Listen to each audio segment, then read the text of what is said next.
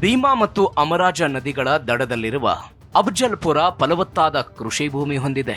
ಅಫಜಲ್ಪುರ ತಾಲೂಕಿನ ಗಣಗಾಪುರ ಅತ್ಯಂತ ಪ್ರಸಿದ್ಧ ಯಾತ್ರಾ ಸ್ಥಳವಾಗಿದ್ದು, ಇಲ್ಲಿ ದತ್ತಾತ್ರೇಯ ಸ್ವಾಮಿಯ ಅವತಾರ ಅಂತ ನಂಬಲಾಗುವ ಶ್ರೀ ನರಸಿಂಹ ಸರಸ್ವತಿ ಸ್ವಾಮಿಗಳ ಮಠವಿದೆ. ಪ್ರತಿ ವರ್ಷ ಸಾವಿರಾರು ಭಕ್ತರು ಈ ಕ್ಷೇತ್ರಕ್ಕೆ ಭೇಟಿ ಕೊಡ್ತಾರೆ.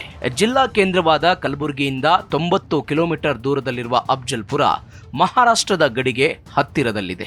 ಎಂವೈ ಪಾಟೀಲ್ ಮತ್ತು ಮಾಲಿಕಯ್ಯ ಗುತ್ತೇದಾರ್ ಅವರ ನಡುವಿನ ಜಟಾಪಟಿಗೆ ಕಳೆದ ಕೆಲ ದಶಕಗಳಿಂದ ಮೈದಾನವಾಗಿರುವ ಅಫಜಲ್ಪುರ ವಿಧಾನಸಭಾ ಕ್ಷೇತ್ರ ಕಾಂಗ್ರೆಸ್ನ ಭದ್ರಕೋಟೆಯಲ್ಲಿ ಒಂದಾಗಿದೆ. 16 ವಿಧಾನಸಭಾ ಚುನಾವಣೆಗಳ ಪೈಕಿ ಕಾಂಗ್ರೆಸ್ 11 ಬಾರಿ ಜಯಗಳಿಸಿದರೆ 2 ಬಾರಿ ಜೆಡಿಎಸ್, 2 ಬಾರಿ ಜನತಾ ಪಾರ್ಟಿ, ಒಮ್ಮೆ ಕೆಸಿಪಿ ಗೆಲುವು ದಾಖಲಿಸಿದೆ. ಆದರೆ ಒಂದೇ ಒಂದು ಬಾರಿ ಈ ಕ್ಷೇತ್ರದಲ್ಲಿ ಬಿಜೆಪಿ ಗೆಲುವು ದಾಖಲಿಸಿಲ್ಲ. 2023ರ ಚುನಾವಣೆಯಲ್ಲಿ ಎಂವೈ ಪಾಟೀಲ್ ಮೂಲಕ ಕಾಂಗ್ರೆಸ್ ತನ್ನ ತೆಕ್ಕೆಗೆ ತೆಗೆದುಕೊಂಡಿದೆ. ಎಂವೈ ಪಾಟೀಲ್ ಏಪ್ರಿಲ್ 5, 1941ರಂದು ಜನಿಸಿದ ಮೋರೇಶ್ವರ್ ಯಶವಂತರಾಯ್ ಪಾಟೀಲ್ ಕರ್ನಾಟಕದ ಕಲಬುರಗಿ ಜಿಲ್ಲೆಯ ಅಫಜಲ್ಪುರ ವಿಧಾನಸಭಾ ಕ್ಷೇತ್ರದಿಂದ 4 ಬಾರಿ ಶಾಸಕರಾಗಿದ್ದಾರೆ. ತಮ್ಮ ದೀರ್ಘಕಾಲದ ರಾಜಕೀಯ ಜೀವನದಲ್ಲಿ ಜನತಾ ಪಕ್ಷ, ಜನತಾದಳ ಮತ್ತು ಭಾರತೀಯ ಜನತಾ ಪಾರ್ಟಿ, ಕೆಜೆಪಿ ಸೇರಿದಂತೆ ವಿವಿಧ ಪಕ್ಷಗಳಲ್ಲಿ ಗುರುತಿಸಿಕೊಂಡಿದ್ರು.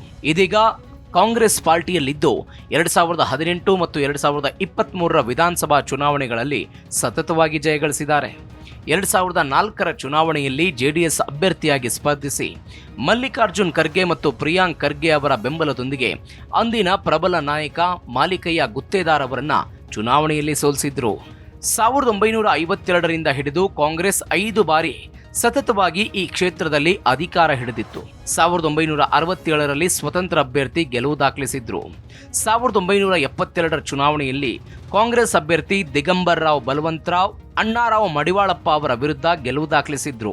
ಕಾಂಗ್ರೆಸ್ ಭದ್ರಕೋಟೆಯಾಗಿದ್ದ ಅಫಜಲ್ಪುರ ಕ್ಷೇತ್ರ 1978ರ ಚುನಾವಣೆಯಲ್ಲಿ ಮೊದಲ ಬಾರಿಗೆ ಜನತಾ ಪಾರ್ಟಿಯ ಹಿಡಿತಕ್ಕೆ ಹೋಯಿತು. ಇಲ್ಲಿನ ಮತದಾರರು 2 ಅವಧಿಗೆ ಜನತಾ ಪಾರ್ಟಿ ಅಭ್ಯರ್ಥಿಗೆ ಮಣೆ ಹಾಕಿದ್ರು. 1978ರಲ್ಲಿ ಎಂವೈ ಪಾಟೀಲ್ ಕಾಂಗ್ರೆಸ್ ಅಭ್ಯರ್ಥಿ ಹನುಮಂತರಾಯ್ ದೇಸಾಯಿ ಅವರ ವಿರುದ್ಧ 387 ಮತಗಳ ಅಂತರದಲ್ಲಿ ಗೆಲುವು ದಾಖಲಿಸಿದ್ರು.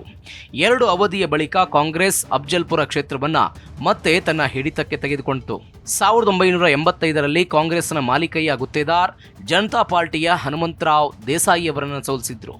1989ರ ಚುನಾವಣೆಯಲ್ಲಿ ಕಾಂಗ್ರೆಸ್ನಿಂದ ಸ್ಪರ್ಧಿಸಿದ್ದ ಮಾಲಿಕಯ್ಯ ಗುತ್ತೇದಾರ್ ಭರ್ಜರಿ ಗೆಲುವು ದಾಖಲಿಸಿದ್ರು. ಇದೇ ಮಾಲಿಕಯ್ಯ ಗುತ್ತೇದಾರ್ 1994ರಲ್ಲಿ ಕೆಸಿಪಿಯಿಂದ ಹಾಗೂ 1999ರಲ್ಲಿ ಜೆಡಿಎಸ್ನಿಂದ ಸ್ಪರ್ಧಿಸಿ ಜಯಗಳಿಸಿದ್ರು. 2004ರಲ್ಲಿ ಪುನಃ ಕಾಂಗ್ರೆಸ್ ಸೇರಿದ ಗುತ್ತೇದಾರ್ ಜೆಡಿಎಸ್ ಅಭ್ಯರ್ಥಿ ಎಂವೈ ಪಾಟೀಲ್ ವಿರುದ್ಧ 18,468 ಮತಗಳ ಅಂತರದಿಂದ ಪರಾಭವಗೊಂಡಿದ್ರು. ಕಳೆದ 4 ಚುನಾವಣೆಗಳ ನೋಟ. 2008ರ ಚುನಾವಣೆಯಲ್ಲಿ ಕಾಂಗ್ರೆಸ್ ಅಭ್ಯರ್ಥಿಯಾಗಿ ಕಣಕ್ಕಿಳಿದ ಮಾಲಿಕಯ್ಯ ಗುತ್ತೇದಾರ್ 40,742 ಮತಗಳನ್ನು ಪಡೆದು ಬಿಜೆಪಿಯಿಂದ ಕಣಕ್ಕಿಳಿದಿದ್ದ ಎಂವೈ ಪಾಟೀಲ್ ವಿರುದ್ಧ ಗೆಲುವು ದಾಖಲಿಸಿದರು. ಜೆಡಿಎಸ್ನ ಹನುಮಂತರಾವ್ ಆಲ್ಕಾರ್ ಅವರು 22,231 ಮತಗಳನ್ನು ಪಡೆದರು. 2013ರಲ್ಲೂ ಕಾಂಗ್ರೆಸ್ನಿಂದ ಮಾಲಿಕಯ್ಯ ಗುತ್ತೇದಾರ್ 38,093 ಮತ ಪಡೆದರು. ಕೆಜೆಪಿಯಿಂದ ಎಂವೈ ಪಾಟೀಲ್ ಕಣದಲ್ಲಿದ್ದು 32,822 ಮತ ಪಡೆದರು. ಆ ಮೂಲಕ ಗುತ್ತೇದಾರ್ 5,271 ಮತಗಳ ಅಂತರದಿಂದ ಗೆಲುವು ದಾಖಲಿಸಿದರು. ಬಿಜೆಪಿ ಈ ಚುನಾವಣೆಯಲ್ಲಿ ಕೇವಲ 2,367 ಮತಗಳನ್ನು ಮಾತ್ರ ಗಳಿಸಿತ್ತು. 2018ರಲ್ಲಿ ಕಾಂಗ್ರೆಸ್ ಸೇರಿದ್ದ ಎಂವೈ ಪಾಟೀಲ್ 71,735 ಮತಗಳನ್ನು ಪಡೆದರು. ಬಿಜೆಪಿಯಿಂದ ಸ್ಪರ್ಧಿಸಿದ್ದ ಮಾಲಿಕಯ್ಯ ಗುತ್ತೇದಾರ್ ವಿರುದ್ಧ ಆ ಮುಖಾಂತರ 10,594 ಮತಗಳ ಅಂತರದಿಂದ ಗೆಲುವು ದಾಖಲಿಸಿದರು. ಜೆಡಿಎಸ್ನ ರಾಜುಗೌಡ ರೇವೂರ್ 13,340 ಮತ ಪಡೆದರು. 2023ರ ಚುನಾವಣೆಯಲ್ಲಿ ಬಿಜೆಪಿಯ ಗುತ್ತೇದಾರ್ ವಿರುದ್ಧ ಕಾಂಗ್ರೆಸ್ನ ಎಂವೈ ಪಾಟೀಲ್ ವಿಜಯ ದಾಖಲಿಸಿದ್ದಾರೆ. ಜೆಡಿಎಸ್ನಿಂದ ಶಿವಕುಮಾರ್ ನಾಟೇಕರ್ ಸ್ಪರ್ಧೆ ಮಾಡಿದ್ರು. ಈ ಕ್ಷೇತ್ರದಲ್ಲಿ ಬಿಜೆಪಿಯಿಂದ ಟಿಕೆಟ್ ಗಿಟ್ಟಿಸಿಕೊಳ್ಳುವ ವಿಚಾರದಲ್ಲಿ ಗುತ್ತೇದಾರ್ ಕುಟುಂಬದಲ್ಲೇ ಪೈಪೋಟಿ ಎದುರಾಗಿತ್ತು. ಕೊನೆಗೂ ಟಿಕೆಟ್ ಗಿಟ್ಟಿಸಿಕೊಳ್ಳುವಲ್ಲಿ ಮಾಲಿಕಯ್ಯ ಗುತ್ತೇದಾರ್ ಯಶಸ್ವಿಯಾಗಿದ್ರು. ಇವರಿಗೆ ಇವರ ಸಹೋದರ ನಿತಿನ್ ಗುತ್ತೇದಾರ್ ಅವರಿಂದಲೇ ಬಂಡಾಯದ ಬಿಸಿ ತಟ್ಟಿತ್ತು. ಈ ಕ್ಷೇತ್ರದಲ್ಲಿ ಬಿಜೆಪಿ ಟಿಕೆಟ್ ಸಿಗದ ಕಾರಣ ಪಕ್ಷೇತರ ಅಭ್ಯರ್ಥಿಯಾಗಿ ನಿತಿನ್ ಗುತ್ತೇದಾರ್ ಸ್ಪರ್ಧೆ ಮಾಡಿದ್ರು.